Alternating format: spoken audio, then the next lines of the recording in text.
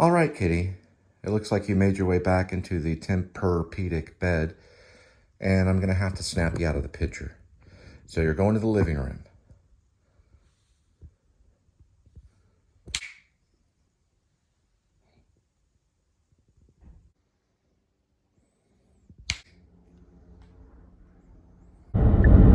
All right. Looks like we got to 74 degrees Fahrenheit. It is 207,142 miles on the odometer. It's January 30th of 2024. Welcome to the Please Subscribe show. Let's switch over. Well, it's January 30th, 2024. Welcome back to the Please Subscribe show.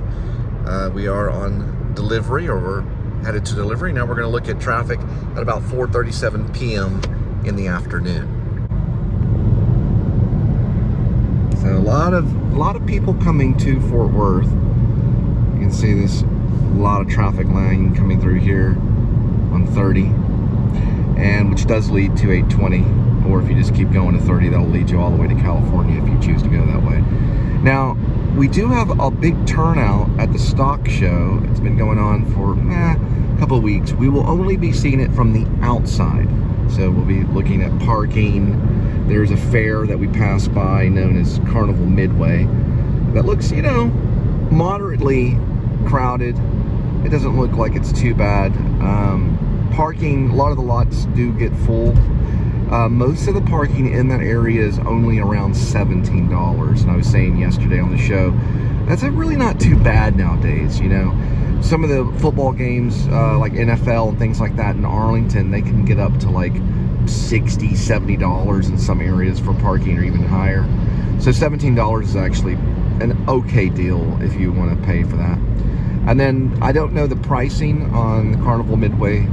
It's limited information, but there is a website. If you go online and you put down basically Fort Worth Stock Show and Rodeo. They do have abbreviations too. I think it's F.W.S.S.R. or something like that. And you should be able to find it on Google. It'll tell you information about the ticket pricing on the Carnival Midway, which is right next to Casa Manana, the House of Tomorrow. Now, the stock show also is all throughout that middle area between the museums.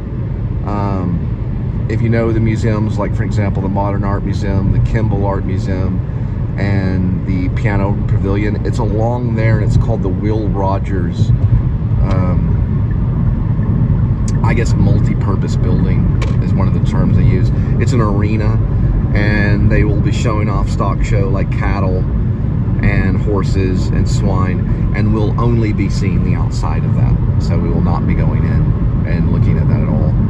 Also, Botanic Gardens did have Lightscape. I think they summed it up. They still have the outside posters on it, or the outside flags showing Lightscape. So if y'all know anything about if Lightscape's still happening, leave a comment. I don't know. I looked online. I didn't really see anything. Possibly it's coming to a close.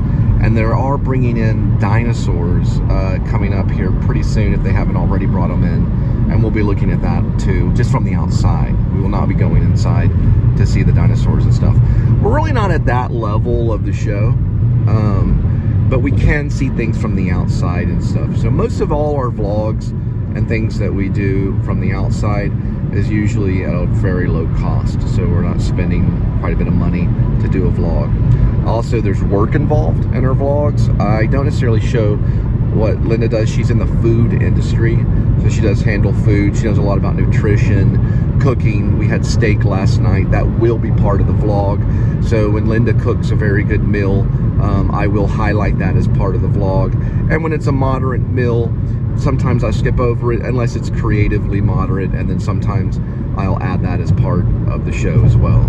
So if she's ever cooking steak, or like, let's say something like fresh fish or something like that, then we will include that and show the procedure and what the ingredients are and things like that to a certain degree. And Linda usually will talk a little bit about that, okay? So we're off to video. We'll vlog. Looks like we got a phone call coming through. I'm gonna move past that, see if it cuts it out. Didn't cut it out. And most likely it was a telemarketer or someone looking for money. All right, so we'll be headed out and we'll be continuing the delivery. All right, here we go. All right, here we go. And here we go, kitty.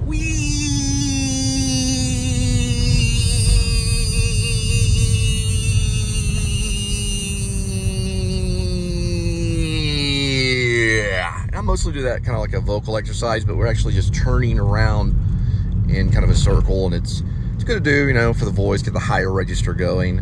That way we're activating the voice, letting the brain know that we'll be using the voice and we will be speaking. Looks like they have some of the parking right here, and you can see one of the trailers moving that way. A lot of trailers will be on the road in this area, a lot of cattle going through the stock show. So it's real exciting for Fort Worth. They've been doing it for, I don't know, 100 years or more, probably longer than that. The cattle industry has always gone through Fort Worth. That's why, you know, when we go out and we shop for steak and stuff, we're going to get the prime stuff, because this is the main area where they're going to be dealing with cattle, and cattle's a lot of times used for steak or for food and things like that. So it will be coming through here. The multi-purpose building is right up here that I was talking about, Will Rogers, right there. You can see the top part of it right there. So that's where they bring in a lot of it. Stock show. All right, there's one of the barriers they put up here. You can see a lot of just regular pedestrian parking, people that are involved in the stock show. There's a guy wearing a cowboy hat. You'll see a lot of that. Ooh, doesn't look like a big turnout on the parking right here by Casa. I figured it would be. Maybe it's just, I don't know, maybe too early in the day or something. But the fair should be going on at 74 degrees. So let's see what we have. Yeah, a few people, maybe 5 or 6, 7 or 8 people in there.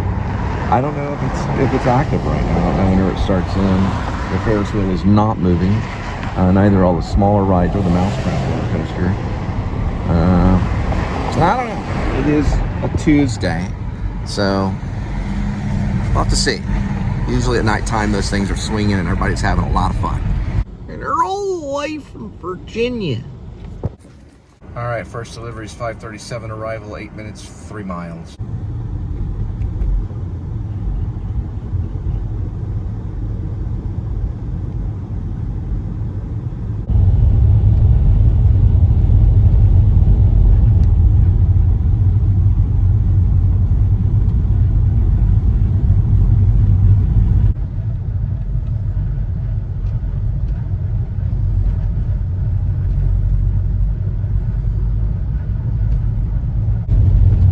First deputies of Fort Worth. They did a statue for him. All right, there's Lucille's, and lately they've been having Angry Lobster Night. They do live Maine lobster, so their distributor is all the way up north in Maine, right off Camp Bowie in Fort Worth, Texas.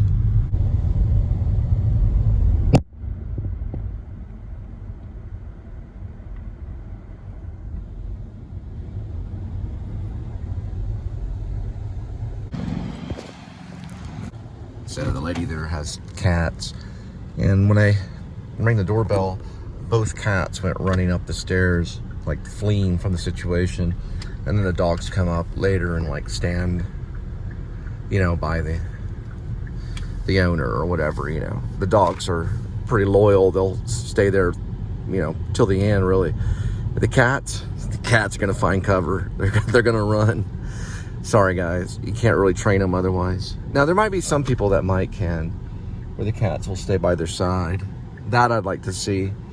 But I told her about it. I said, you know, when I knocked on the door, your cats went running upstairs. And she goes, yeah, they're scaredy cats.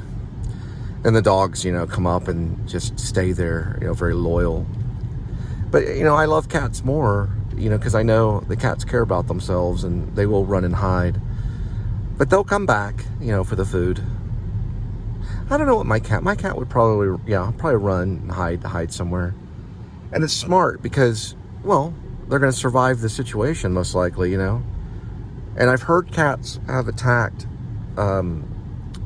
people that have, you know, entered, you know, intrusively and stuff, you know, like what they call cat burglars or whatever. I've heard cats have jumped on the top of the heads of certain, you know, these are just stories I've heard online and stuff, that cats have actually attacked people that were not supposed to be there and things like, you know, ferociously, not just scratching. I'm talking like they jumped on the top of their heads and clawed their heads, painfully scaring them, you know, because cats can sense when it's going to go down, you know, so you really don't know. You know, cats can probably defend you. We just don't know. But I think ultimately they'll probably run and hide. You know, they just don't want to mess with anything. Plus they're real weird about territory, cats are.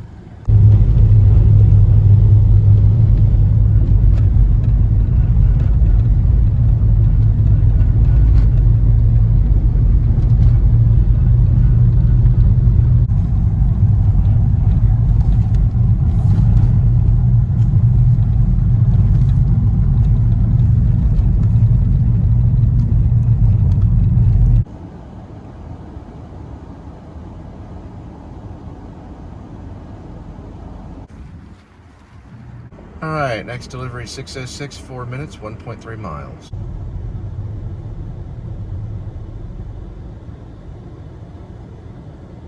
And they're working on that one. If I finish this one. Those are nice apartments too.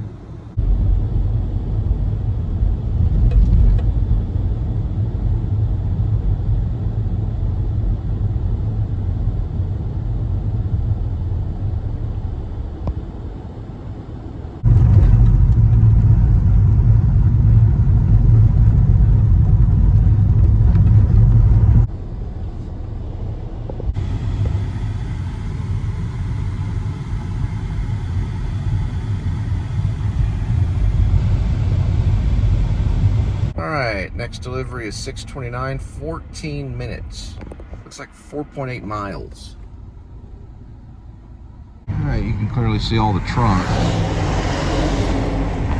And pretty much, oh, there's a jogger. Yeah, it's a pretty big turnout at the stock show. There's a Dickies Arena right there.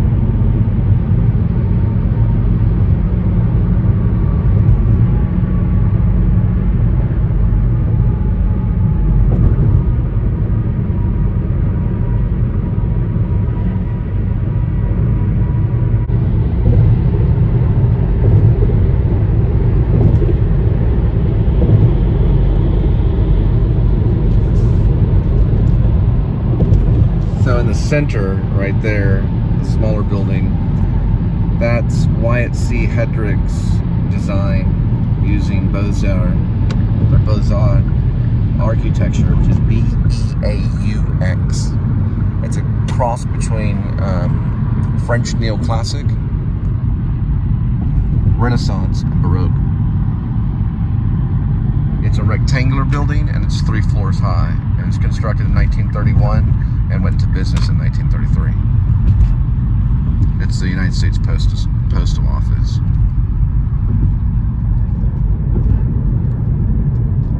And it is on the National Register. It's also one of Fort Worth's most endangered places. It's on Wikipedia. A little snack break.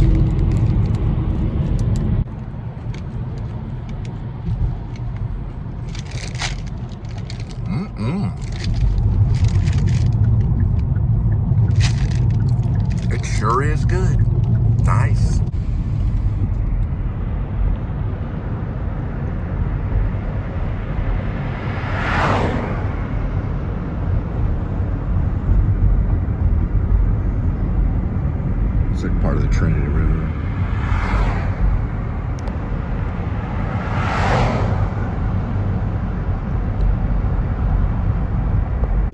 Looks like it's the Proceed yo. River East.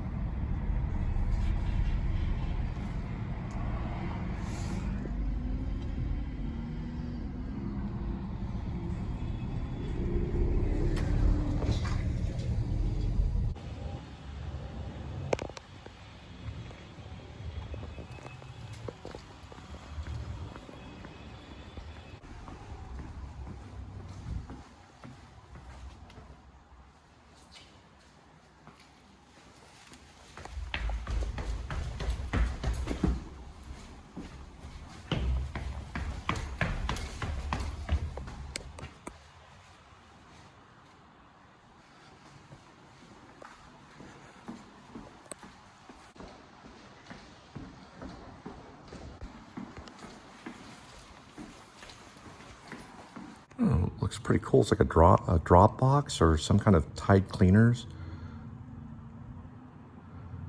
Oh, it's a disposable bag. You have a lock, 4-digit code.